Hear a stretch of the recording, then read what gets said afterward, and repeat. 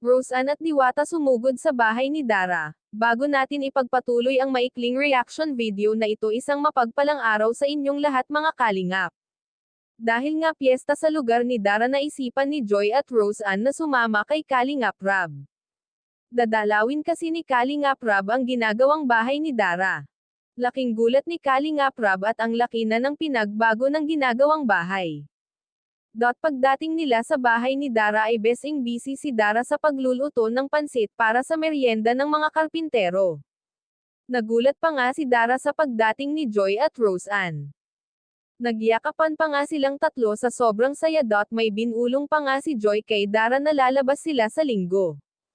Agad naman tumango itong si Dara. Habang nag-uusap ang tatlo ay pinasyal ni Dara ang dalawa sa ginagawa niyang bahay. Excited nga si Dara na kinukwento ang magiging kwarto niya.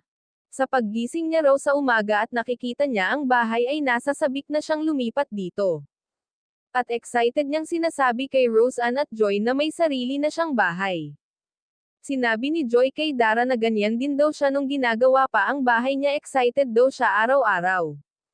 Kahit sino naman mga kalingap, pag pinagawaan ka ng bahay tapos ganyan pa kaganda, mapapasana all ka na lang talaga. Mga request ng mga netizen na gawaan na si Dara bahay para safe silang magkapatid, ito na po tinupad na ni Kalingap Rab. Kasi maraming viewers at netizen ang nababahala kay Dara at Bea. Kahit nga mga karpintero ay nag-overtime daw sila para matapos kaagad ang bahay. Kahit nga araw-araw umuulan ay pinagpatuloy daw nila ang kanilang ginagawa. Bago tayo magtapos, huwag natin kalimutan suportahan ang ama ng Kalingap na